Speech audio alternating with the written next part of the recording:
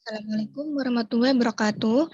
Jadi di video kali ini kelompok kami akan membahas tentang kejahatan terhadap harta benda.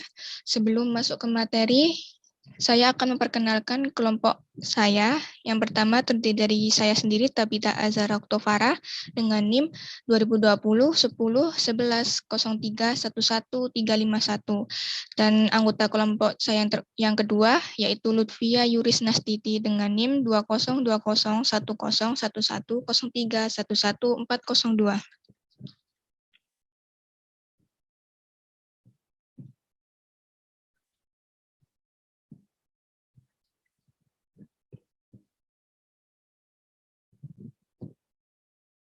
Jadi di materi pertama kali ini saya akan membahas apa itu kejahatan terhadap harta benda.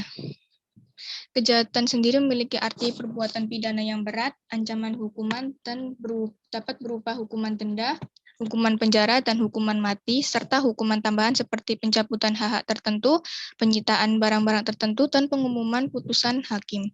Harta benda yaitu segala sesuatu yang dapat diambil, disimpan, dan dimanfaatkan berupa benda. Kejahatan terhadap harta benda yaitu suatu penyerangan terhadap kepentingan hukum orang atas benda milik orang lain dengan melawan hukum. Ciri-ciri kejahatan terhadap harta benda. Terdapat dua ciri, yaitu merugikan harta kekayaan orang lain atau menimbulkan bahaya merugikan harta kekayaan orang lain, dan ciri yang kedua yaitu pelaku bertujuan memperkaya diri sendiri secara melawan hukum atau setidaknya menguntungkan diri sendiri dengan cara yang bertentangan dengan hukum. Macam-macam kejahatan terhadap harta benda. Di sini terdiri dari 7 macam, yaitu pencurian, pemerasan dan pengancaman, penggelapan, penipuan, merugikan orang berpiutang dan berhak, perusakan barang, dan penadahan. Unsur-unsur kejahatan terhadap harta benda, yaitu unsur objektif, terdiri dari perbuatan material, benda atau barang, keadaan, upaya yang digunakan, dan akibat konstitutif. Unsur yang kedua yaitu unsur subjektif, terdiri dari kesalahan dan melawan hukum. Materi yang kedua yaitu tindak pencurian, diatur dalam bab 22 buku 2 merupakan tindak pidana pencurian dalam bentuk pokok, misalnya sebagaimana diatur dalam pasal 362 KUHP. Yang pertama yaitu pencurian biasa. Barang siapa yang mengambil barang sesuatu yang seluruhnya atau sebagian kepunyaan orang lain dengan maksud memiliki secara melawan hukum diancam dengan pidana karena pencurian dengan pidana penjara paling lama 5 tahun atau denda paling banyak Rp60. Dan di pencurian biasa ini tercantum dalam pasal 362 KUHP. Pembahasan dari pencurian biasa. Pasal ini merupakan bentuk pokok daripada tindak pidana pencurian yang untuk dapat memasukkan atau mengatakan perbuatan seseorang ke dalam rumusan pasal ini harus melihat unsur-unsur yang terkandung di dalam rumusan pasal itu sendiri. Adapun unsur-unsurnya adalah sebagai berikut. Unsur yang pertama yaitu unsur objektif, terlihat dari kalimat mengambil barang yang seluruhnya atau sebagian kepunyaan orang lain. Unsur yang kedua yaitu unsur subjektif, terlihat dari kalimat dengan maksud untuk memiliki dan secara melawan hukum. Hal tersebut dikemukakan oleh H.A.K. Moh Anwar 1982 dalam halaman 17. Arti mengambil menurut sarjana hukum barat. Saya mengambil 3 sarjana hukum barat, yaitu yang pertama Mr. Block. Mr. Block mengatakan bahwa mengambil adalah suatu perilaku yang membuat benda berada dalam penguasaannya yang nyata atau berada di bawah kekuasaannya atau di dalam detensinya terlepas dari maksudnya tentang apa yang ia inginkan dengan benda tersebut. Dan yang kedua, Prof. Simon mengatakan bahwa mengambil adalah membawa sesuatu benda menjadi berada dalam penguasaannya atau membawa benda tersebut secara mutlak berada di bawah penguasaannya. Yang ketiga adalah Prof. Noyon Lange Major mengatakan mengambil adalah merupakan suatu tindakan sepihak untuk membuat suatu benda berada dalam penguasaannya. Beberapa teori suatu perbuatan mengambil. terdiri dari 3 teori, yaitu teori yang pertama, teori kontraktasi, adalah untuk adanya suatu perbuatan mengambil itu, diisyaratkan bahwa dengan sentuhan badania, pelaku telah memindahkan benda yang bersangkutan dari tempatnya semula. Teori yang kedua, teori ablasi atau ablatie teorie, yaitu untuk selesainya perbuatan mengambil itu, diisyaratkan bahwa benda yang bersangkutan harus telah diamankan oleh pelaku. Teori yang ketiga yaitu teori aprehensi atau apprehensie teorie, yaitu untuk adanya perbuatan mengambil itu diisyaratkan bahwa pelaku harus membuat benda yang bersangkutan berada dalam penguasaan yang nyata. Pencurian ringan diatur dalam pasal 362 dan 363 KUHP. Apabila tidak dilakukan dalam sebuah atau pekarangan tertutup yang ada rumahnya, jika harga barang tidak lebih dari Rp25, diancam dengan pencurian ringan dengan pidana penjara paling lama 3 bulan atau pidana denda paling banyak Rp250. Perbuatan ini adalah merupakan pencurian ringan, oleh karena objek atau nilai benda atau barang yang dicuri tidak lebih dari Rp25. Demikian juga terhadap ancaman pidana penjara hanya 3 bulan dan pidana denda hanya Rp250. Pencurian dengan kekerasan diatur dalam pasal 365 KUHP. Ayat yang pertama berbunyi, diancam dengan pidana penjara paling lama 9 tahun, pencurian didahului, disertai, atau diikuti dengan kekerasan atau ancaman kekerasan terhadap orang dengan maksud untuk mempersiapkan atau mempermudah pencurian atau dalam hal tertangkap tangan untuk memungkinkan melarikan diri sendiri atau peserta lainnya atau untuk tetap menguasai barang yang dicuri. Ayat yang kedua berbunyi diancam dengan pidana penjara paling lama 12 tahun. Kesatu, jika perbuatan dilakukan pada waktu malam dalam sebuah rumah atau pekarangan tertutup yang ada rumahnya, di jalan umum atau dalam kereta api atau tren yang sedang berjalan. Yang kedua, jika perbuatan dilakukan oleh 2 orang atau lebih dengan bersekutu. Yang ketiga, jika masuknya ke tempat melakukan kejahatan dengan merusak atau memanjat atau dengan memakai anak kunci palsu, perintah palsu, atau pakaian jabatan palsu. Yang keempat, jika perbuatan mengakibatkan luka-luka berat. Ayat yang ketiga berbunyi, jika perbuatannya mengakibatkan mati, maka dikenakan pidana penjara paling lama 15 tahun. Ayat yang keempat, diancam dengan pidana mati atau pidana penjara seumur hidup atau selama waktu tertentu paling lama 20 tahun. Jika perbuatan mengakibatkan luka berat atau mati dan dilakukan oleh 2 orang atau lebih dengan bersekutu, pula disertai oleh satu hal yang diterangkan dalam nomor 1 dan 3. Dengan demikian, unsur-unsur yang terlihat di dalam rumusan pasal 365 KUHP itu adalah unsur yang pertama, unsur objektif terlihat dari kalimat didahului, disertai, diikuti dengan kekerasan atau ancaman kekerasan di mana perbuatan itu dilakukan terhadap seseorang. Unsur yang kedua yaitu unsur subjektif terlihat dari kalimat dengan maksud untuk mempersiapkan atau mempermudah pencurian atau jika tertangkap tangan, memberi kesempatan bagi diri sendiri atau peserta lainnya untuk melarikan diri dengan maksud untuk mempertahankan atau tetap menguasai barang yang dicuri tersebut. Materi selanjutnya akan dijelaskan oleh teman saya.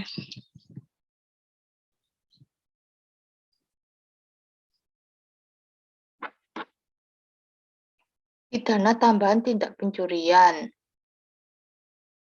Ada pencurian dalam kalangan keluarga dalam pasal 367 KUHP. Ayat ke-1 yang berbunyi, jika pembuat atau pembantu dari arah satu kejahatan dalam bab ini adalah suami atau istri dari orang yang terkena kejahatan dan tidak terpisah meja dan tempat tidur atau terpisah harta kekayaan, maka terhadap pembuat atau pembantu itu tidak mungkin diadakan tuntutan pidana. Ayat kedua yang berbunyi, jika dia adalah suami atau istri yang terpisah meja dan tempat tidur, yang terpisah meja dan tempat tidur atau terpisah harta kekayaan, atau jika dia adalah keluarga setara atau semenda, baik dalam garis lurus maupun garis menyimpang derajat kedua, maka terhadap orang itu hanya mungkin diadakan penuntutan jika ada pengaduan yang terkena kejahatan.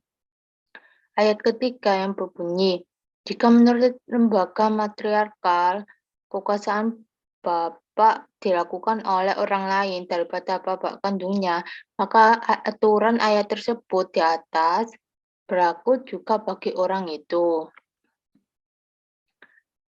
Tindak pidana pemerasan atau appeasing menurut pasal 368 KUHP ayat 1, yaitu barang siapa dengan maksud untuk menguntungkan diri sendiri atau orang lain secara melawan hukum, memaksa orang lain dengan kekerasan atau ancaman kekerasan untuk memberikan suatu barang yang seluruhnya atau sebagian adalah milik orang lain, atau supaya memberikan hutang maupun menghapus piutang diancam dengan pidana penjara paling lama 9 tahun. Tindak pidana pengancaman atau afterking pasal 369 KUHP ayat 1 yang berbunyi, barang siapa dengan maksud untuk menguntungkan diri sendiri atau orang lain secara melawan hukum dengan ancaman pencemaran baik, dengan lisan maupun tertulis, atau dengan ancaman akan membuka rahasia memaksa seseorang supaya memberikan barang sesuatu yang seluruhnya atau sebagian kepunyaan orang itu atau orang lain, atau supaya membuat hutang atau menghapuskan piutang, diancam dengan pidana penjara paling lama 4 tahun.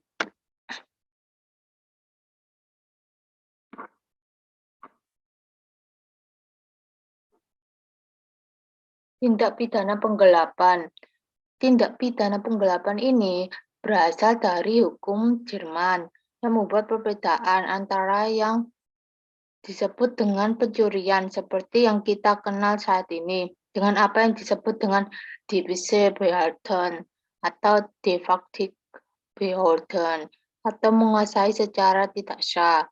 Penggelapan ini ada beberapa jenis, yaitu penggelapan biasa menurut pasal 372 KUHP, penggelapan ringan atau Geprivilegierthe pasal 373 KUHP, dan penggelapan berat atau Gequalifizierte Verduistering pasal 374 KUHP. Jenis-jenis tindak pidana penggelapan.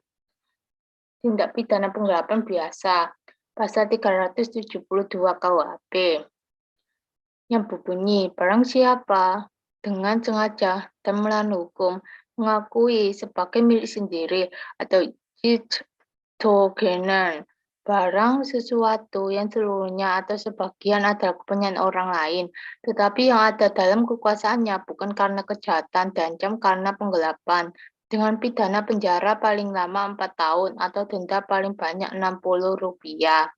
Contohnya adalah seseorang menitipkan mobilnya kepada temannya, namun temannya tidak sengaja menjual mobil tersebut dan berakhir kabur membawa uang hasil penjualan mobil tersebut.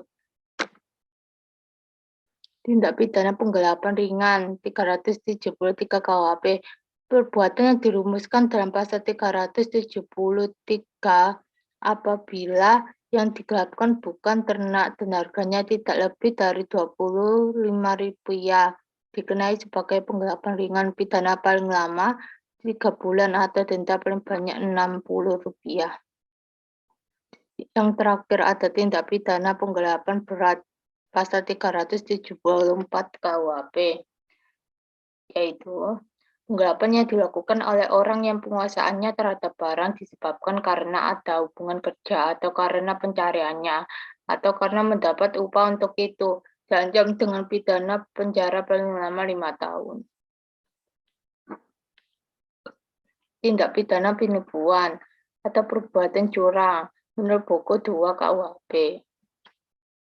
Tindak pidana ada dalam bentuk pokok, yaitu 378 KUHP yang berbunyi, barang siapa dengan maksud untuk menguntungkan diri sendiri atau orang lain secara melawan hukum dengan memakai nama palsu atau martabat atau Hoordernecken palsu dengan tipu muslihat ataupun rangkaian kebohongan, menggerakkan orang lain untuk menyerahkan barang sesuatu kepadanya, atau supaya memberi hutang maupun menghapuskan piutang diancam karena penipuan dengan pidana penjara paling lama 4 tahun. Yang kedua ada penipuan ringan menurut pasal 379 KUHP, yaitu perbuatan-perbuatan yang dirumuskan dalam pasal 378 tersebut jika barang yang diserahkan itu bukan ternak dan harga daripada barang hutang atau piutang itu tidak lebih dari Rp25 dikenai sebagai penipuan ringan, pidana penjara paling lama 3 bulan atau denda paling banyak Rp60. Dengan melihat dan memperhatikan rumusan pasal-pasal tersebut di atas, maka unsur-unsurnya adalah ada 3 unsur, yaitu pertama semua unsur penipuan dalam pasal 378 KUHP, yang kedua barang yang diberikan bukan ternak, yang ketiga harga barangnya hutang atau piutang itu tidak melebihi dari Rp25. Penipuan terhadap asuransi menurut pasal 381 KUHP yang berbunyi barang siapa dengan jalan tipu muslihat menyesatkan penanggungan asuransi mengenai keadaan-keadaan yang berhubungan dengan pertanggungan sehingga menyetujui perjanjian yang tentu tidak akan disetujui atas setidak-tidaknya dengan syarat-syarat yang demikian jika diketahui keadaan-keadaan sebenarnya diancam dengan pidana penjara paling lama 1 tahun 4 bulan. Penipuan jual beli menurut pasal 383 KUHP diancam dengan pidana penjara paling lama 1 tahun 4 bulan. Seorang penjual yang berbuat curang terhadap pembeli ke-1, yaitu karena sengaja menyerahkan barang lain daripada yang ditunjuk untuk dibeli. Yang kedua, mengenai jenis keadaan atau banyaknya barang yang diserahkan dengan menggunakan tipu muslihat, contohnya, yaitu dalam penjualan beras yang mempergunakan timbangan yang telah diletakkan sebuah benda pada tempat barang, sehingga memberikan hasil yang seimbang, padahal sesuai dengan berat barang. Tindak pidana yang merugikan orang yang berpiutang. Sebagai orang yang berpiutang berbuat sesuatu terhadap kekayaan sendiri dengan merugikan si berpiutang. Jenis-jenisnya adalah sebagai berikut, yaitu bangkrut yang dilakukan oleh pedagang, bangkrut yang dilakukan oleh pengurus komisaris perusahaan terbatas, maskapai Indonesia atas saham atau koperasi, kejahatan yang dilakukan oleh orang yang bukan pilot, kejahatan yang dilakukan oleh orang yang berpiutang, kejahatan yang dilakukan oleh orang yang bukan pedagang, kejahatan terhadap anggaran dasar perseroan terbatas, maskapai, dan koperasi, penarikan barang dari harta benda, hukum tambahan. Tindak pidana penadahan. Perbuatan penadahan dimasukkan ke dalam bab tersendiri, yaitu buku 2 KUHP. Dari pasal 480 sampai dengan pasal 485. Menurut Profesor Sataushid Kartanegara menyatakan bahwa tindak pidana penadahan itu disebut sebagai tindak pidana pemudahan, yaitu kenapa disebut tindak pidana pemudahan? Karena perbuatan menada itu telah mendorong orang lain untuk melakukan kejahatan-kejahatan yang mungkin saja tidak ia lakukan. Tandanya, tidak ada orang yang bersedia menerima hasil kejahatan itu. Penadahan dalam bentuk pokok menurut pasal 440 KUHP diancam dengan pidana penjara paling lama 4 tahun atau denda paling banyak Rp60 karena penadahan, yaitu ke-1. Barang siapa yang membeli, menyewa, menukar, menerima gadai, menerima hadiah, atau untuk menarik keuntungan, menjual, menyewakan, menukarkan, menggadaikan, mengangkut, menyimpan, atau menyembunyikan sesuatu benda yang diketahui atau sepatutnya harus diduga bahwa diperoleh dari kejahatan. Sekian dari kelompok kami. Wassalamualaikum warahmatullahi wabarakatuh.